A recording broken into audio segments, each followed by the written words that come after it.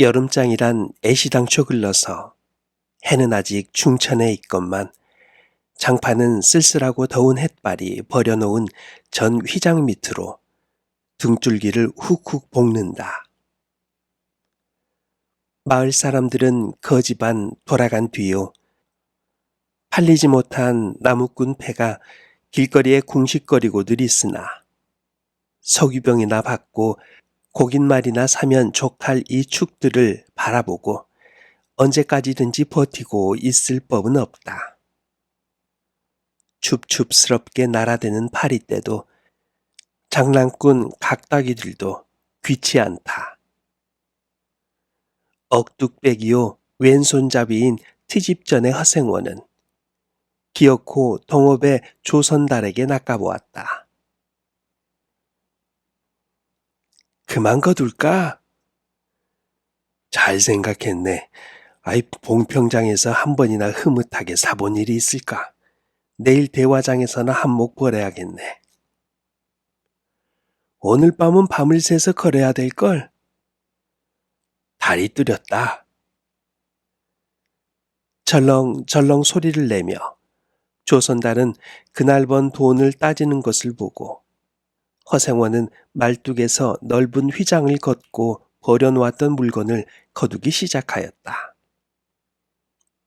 무명필과 주단바리가 두 고리짝에 꼭 찼다. 멍석 위에는 천조각이 어수선하게 남았다. 다른 축들도 벌써 거진 전들을 걷고 있었다.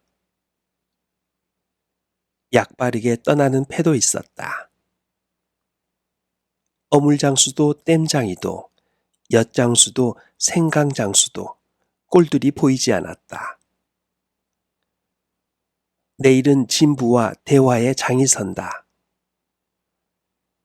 축들은 그 어느 쪽으로든지 밤을 새며 6, 70리 밤길을 타박거리지 않으면 안 된다. 장파는 잔치 뒷마당같이 어수선하게 벌어지고 술집에서는 싸움이 터져 있었다. 주정꾼 욕짓거리에 섞여 계집의 앙칼진 목소리가 찢어졌다. 장날 저녁은 정해놓고 계집의 고함 소리로 시작되는 것이다. 생원, 시치미를 떼도 다 안 해. 충주집 말이야. 계집 목소리로 문득 생각난 듯이 조선달은 비죽이 웃는다. 화중지병이지. 연소패들을 적수로 하고야 대거리가 돼야 말이지. 그렇지도 않을걸? 축들이 사족을 못 쓰는 것도 사실은 사실이나 아무리 그렇다 해도 왜 그 통이 말일세? 감쪽같이 충주집을 후린 눈치거든. 뭐? 그 애송이가? 물건 가지고 낚고왔나 보지. 착실한 녀석인 줄 알았더니. 그 길만은 알 수 있나? 국리 말고 갑옷에나 그려. 내 한턱 씀새. 그다지 마음이 당기지 않는 것을 쫓아갔다. 허생원은 괴직과는 연분이 멀었다. 억뚝배기 상판을 쳐들고 대어설 숫기도 없었으나 계집편에서 정을 보낸 적도 없었고 쓸쓸하고 뒤틀린 반생이었다. 충주집을 생각만 하여도 철없이 얼굴이 붉어지고 발밑이 떨리고 그 자리에 소스라쳐 버린다. 충주집 대문에 들어서서 술자석에서 짜장 동이를 만났을 때에는 어찌된 서슬인지 발끈 화가 나버렸다.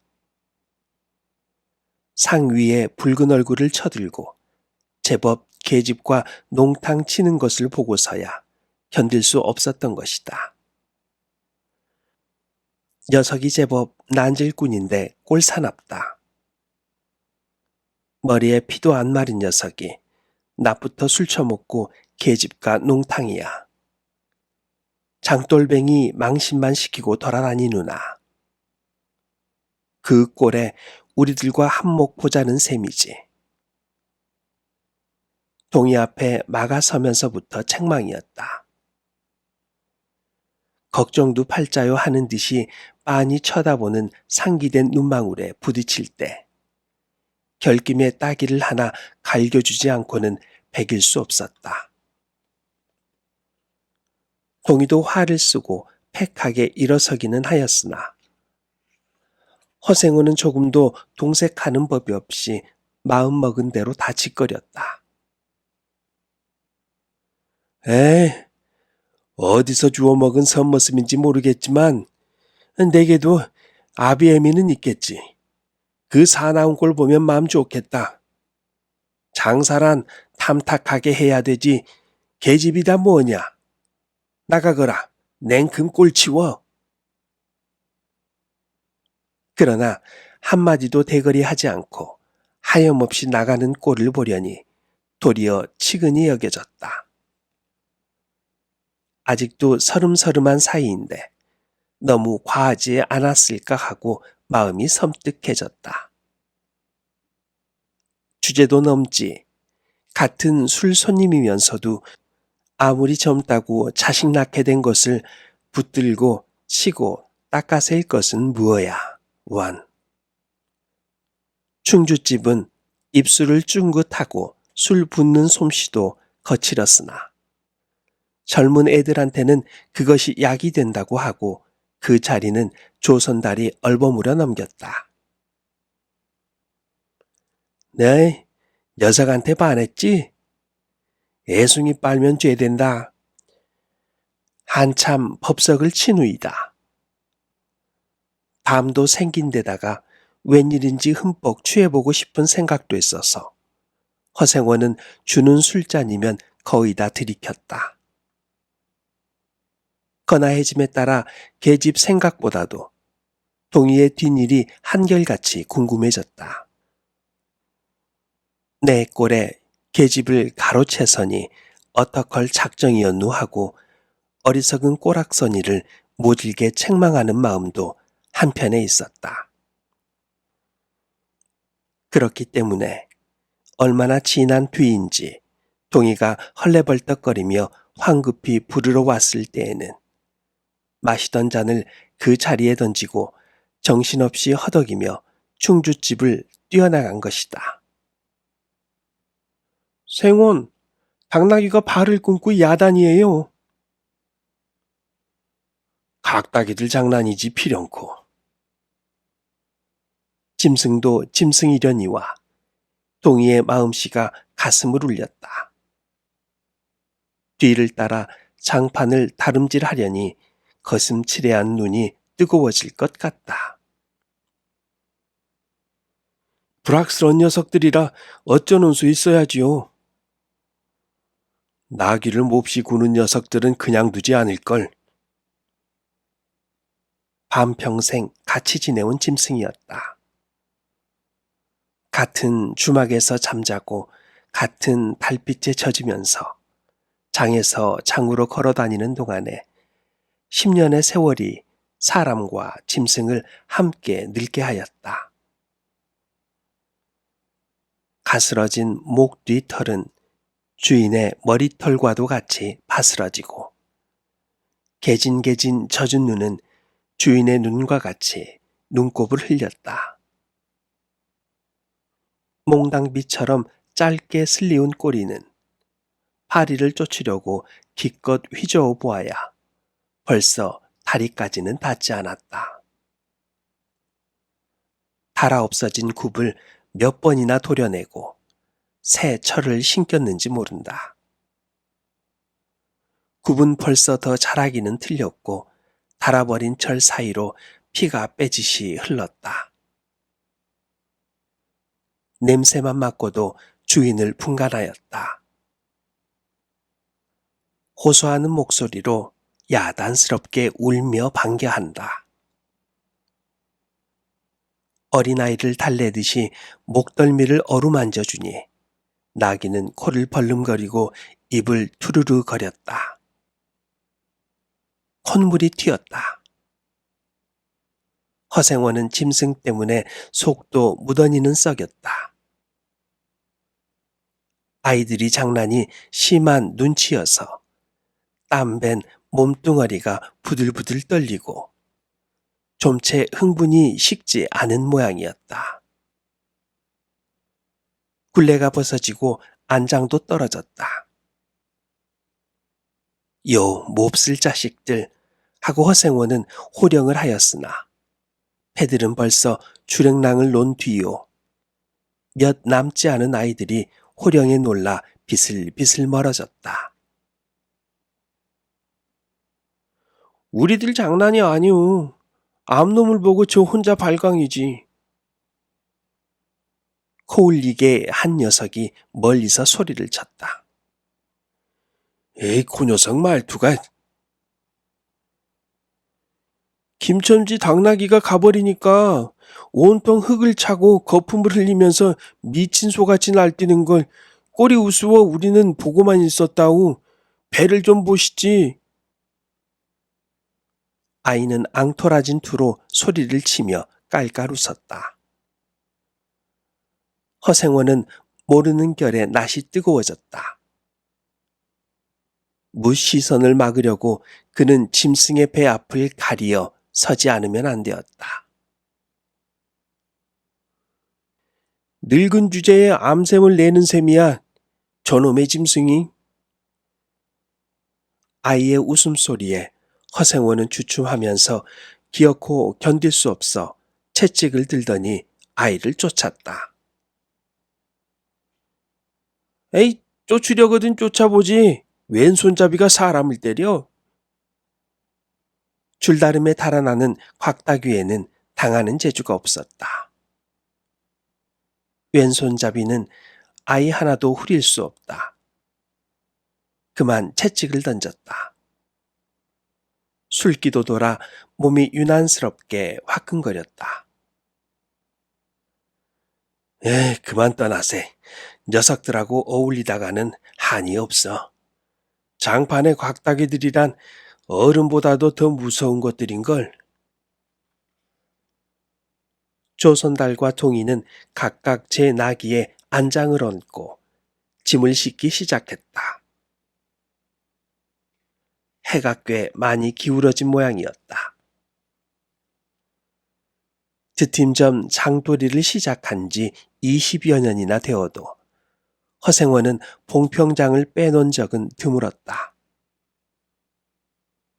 충주, 제천 등의 이웃 군에도 가고 멀리 영남지방에도 헤매기는 하였으나 강릉쯤에 물건 하러 가는 외에는 처음부터 끝까지 군내를 돌아다녔다. 닷새만큼씩의 장날에는 달보다도 확실하게 면에서 면으로 건너간다. 고향이 청주라고 자랑 삼아 말하였으나 고향에 돌 보러 간 일도 있는 것 같지 않았다. 장에서 장으로 가는 길에 아름다운 강산이 그대로 그에게는 그리운 고향이었다. 반날 동안이나 뚜벅뚜벅 걷고 장터 있는 마을에 거지반 가까웠을 때 거친 나귀가 한바탕 우렁차게 울면 더구나 그것이 저녁녘이어서 등불들이 어둠 속에 깜빡거릴 무렵이면 늘 당하는 건 허생원은 변치 않고 언제든지 가슴이 뛰놀았다. 젊은 시절에 알뜰하게 벌어 돈푼이나 모아본 적이 있기는 있었으나 읍내에 백중이 열린에 호탕스럽게 놀고 투전을 하고 하여 사흘 동안에 다 털어버렸다. 나귀까지 팔게 된 판이었으나 애 끓는 정분에 그것만은 이를 물고 단념하였다. 결국 도로아미 타블로 장돌림을 다시 시작할 수밖에 없었다. 짐승을 데리고 읍내를 도망해 나왔을 때에는 너를 팔지 않기 다행이었다고 길가에서 울면서 짐승의 등을 어루만졌던 것이다. 빚을 지기 시작하니 재산을 모을 염은 당초에 틀리고 간간히 입에 풀칠을 하러 장에서 장으로 돌아다니게 되었다. 호탕스럽게 놀았다고는 하여도 계집 하나 후려보지는 못하였다. 계집이란 쌀쌀하고 매정한 것이다. 평생 인연이 없는 것이라고 신세가 서글퍼졌다. 일신에 가까운 것이라고는 언제나 변함없는 한필의 당나귀였다. 그렇다고는 하여도 꼭 한 번의 첫일을 잊을 수는 없었다. 뒤에도 처음에도 없는 단 한 번의 괴이한 인연. 봉평에 다니기 시작한 젊은 시절의 일이었으나 그것을 평생 생각할 적만은 그도 산 보람을 느꼈다. 달밤이었으나 어떻게 해서 그렇게 됐는지 지금 생각해도 도무지 알 수가 없어. 허생원은 오늘 밤도 또 그 이야기를 꼬집어 내려는 것이다.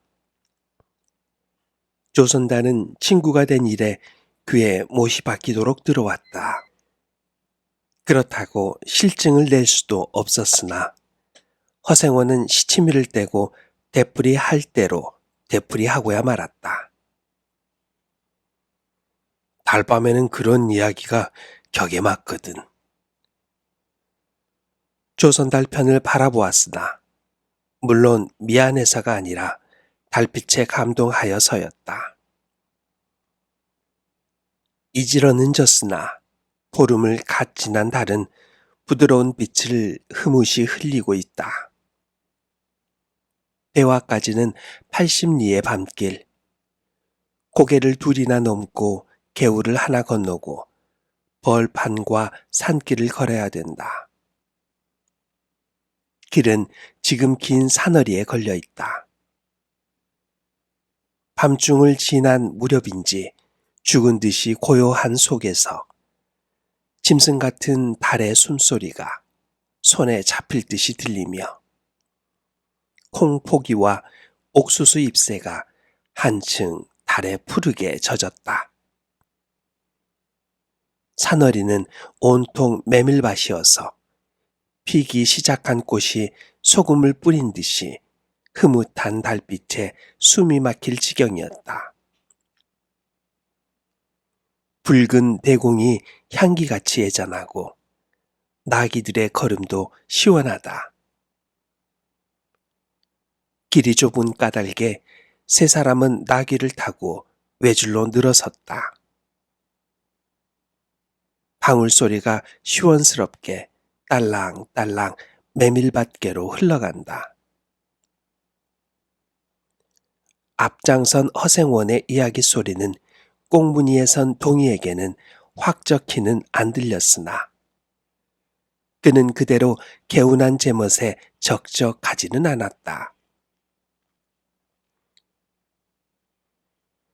장선 꼭 이런 날밤이었네. 객주집 토방이란 무더워서 잠이 들어야지. 밤중은 돼서 혼자 일어나 개울가에 목욕하러 나갔지. 봉평은 지금이나 그제나 마찬가지지.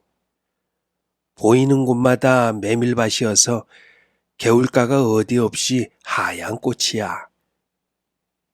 돌밭에 벗어도 좋을 것을 달이 너무나 밝은 까닭에 옷을 벗으러 물방앗간으로 들어가지 않았나. 이상한 일도 많지. 거기서 난데없는 성서방네 처녀와 마주쳤단 말이네. 봉평에서야 제일 가는 일색이었지. 팔자에 있었나 보지 뭐. 아무렴하고 응답하면서 말머리를 아끼는 듯이 한참이나 담배를 빨 뿐이었다. 구수한 자줏빛 연기가 밤 기운 속에 흘러서는 녹았다. 날 기다리는 것은 아니었으나 그렇다고 달리 기다리는 논팽이가 있는 것도 아니었었네. 처녀는 울고 있단 말이야. 짐작은 되고 있으나 성서방네는 한창 어려워 들고 날 판인 때였지. 한 집안 일이니 딸에겐들 걱정이 없을 리 있겠나. 좋은 데만 있으면 시집도 보내련만 시집은 죽어도 싫다지. 그러나 처녀란 울 때같이 정을 끄는 때가 있을까. 처음에는 놀라기도 한 눈치였으나 걱정 있을 때는 누그러지기도 쉬운 듯해서 이럭저럭 이야기가 되었네. 생각하면 무섭고도 기막힌 밤이었어. 제천인지로 주랭랑을 놓은 건 그 다음 날이렸다. 다음 장도막에는 벌써 온 집안이 사라진 뒤였네. 장파는 소문에 발끈 뒤집혀 고작해야 술집에 팔려가기가 상수라고 처녀의 뒷공론이 자자들 하단 말이야. 제천장판을 몇 번이나 뒤졌겠네. 허나 처녀의 꼴은 꼭 먹은 자리야. 첫날 밤이 마지막 밤이었지. 그때부터 봉평이 마음에 든 것이 반평생인들 잊을 수 있겠나. 수 좋았지. 그렇게 신통한 일이란 쉽지 않어. 항용 못난 것 얻어 새끼 낳고 걱정 들고 생각만 해도 진절이 나지. 그러나 늙음악바지까지 장돌뱅이로 지내기도 힘드는 노릇 아닌가. 난 가을까지만 하고 이 생계와도 하직하려네. 대화쯤에 조그마한 전빵이나 하나 버리고 식구들을 부르겠어. 사시장천 뚜벅뚜벅 걷기란 여간이래야지. 얘 처녀나 만나면 같이 살까? 난 거꾸러질 때까지 이 길 걷고 저 달 볼 테야. 산길을 벗어나니 큰 길로 튀어졌다. 꽁무니의 동이도 앞으로 나서 나귀들은 가로 늘어섰다. 총각도 젊겠다. 지금이 한창 시절이렸다.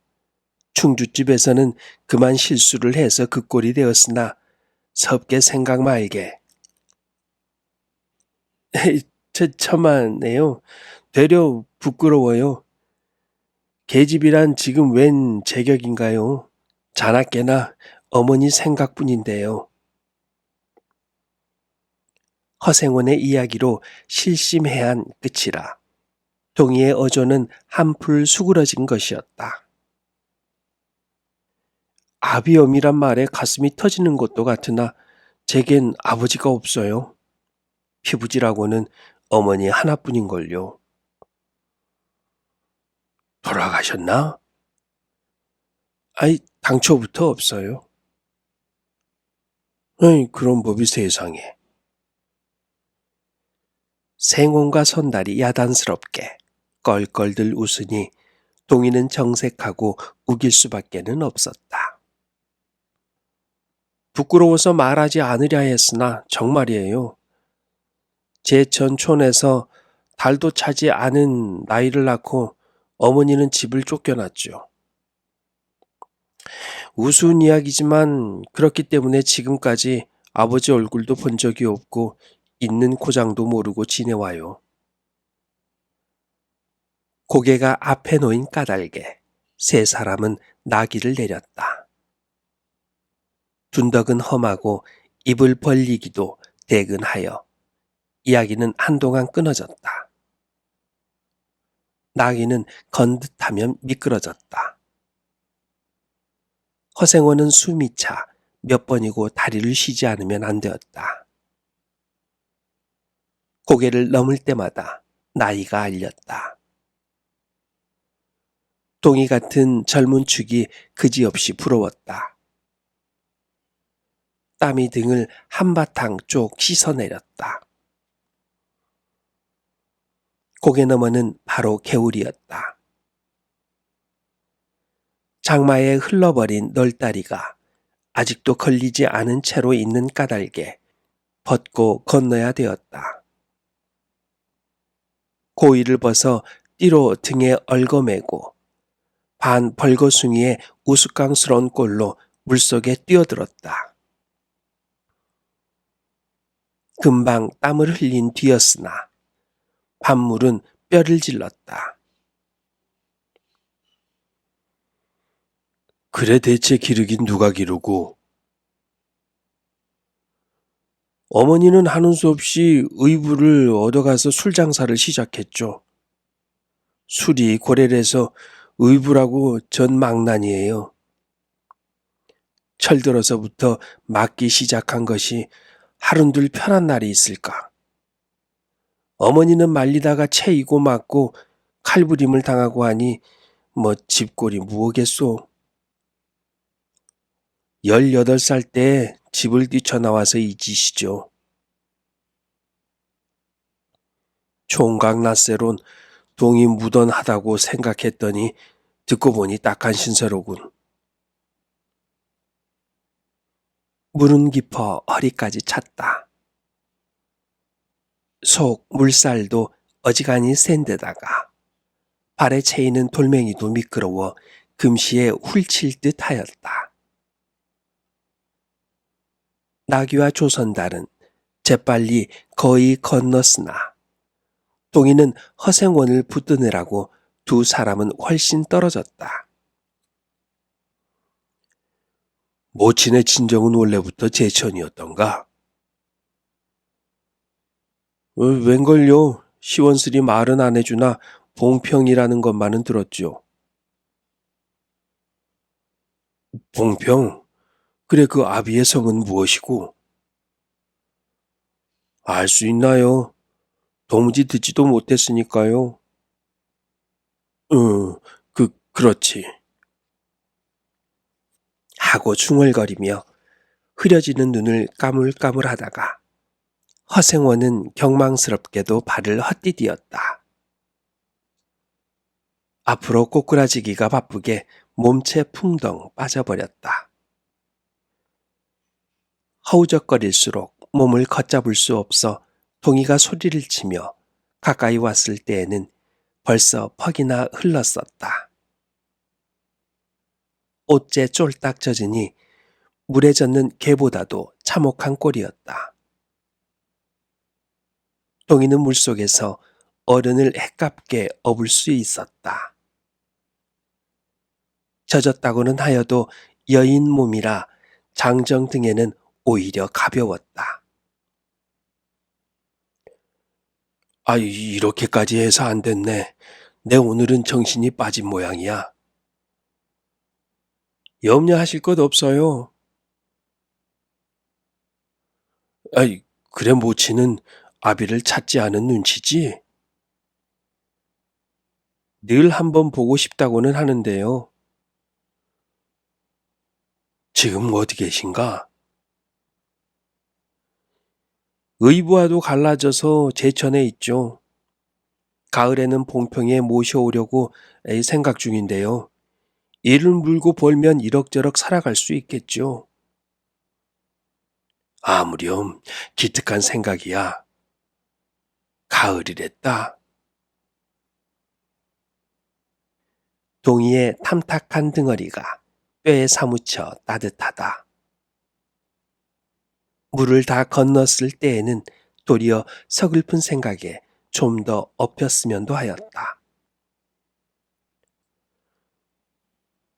진종일 실수만 하니 웬일이오 생원? 조선달은 바라보며 기어코 웃음이 터진다. 나기야, 나기 생각하다가 실족을 했어. 말 안 했던가? 저 꼴에 제법 새끼를 얻었단 말이지. 내 강릉집 피마에게 말일세. 귀를 쫑긋 세우고 딸랑딸랑 뛰는 것이 나귀 새끼만큼 귀여운 것이 있을까? 그것 보러 나는 일부러 읍내를 도는 때가 있다네. 사람을 물에 빠뜨릴 젠 따는 대단한 나귀 새끼군. 허생원은 젖은 옷을 웬만큼 짜서 입었다. 이가 덜덜 갈리고 사금이 떨리며 몹시도 추웠으나 마음은 알 수 없이 둥실둥실 가벼웠다. 주막까지 부지런히들 가세나 뜰에 불을 피우고 후투지 쉬어 나귀에겐 더운 물을 끓여주고 내일 대화장 보고는 제천이다. 생원도 제천으로요? 오래간만에 가보고 싶어. 동행하려나 동이? 나귀가 걷기 시작하였을 때 동이의 채찍은 왼손에 있었다. 오랫동안 아둑신이같이 눈이 어둡하던 허생원도 요번만은 동이의 왼손잡이가 눈에 띄지 않을 수 없었다.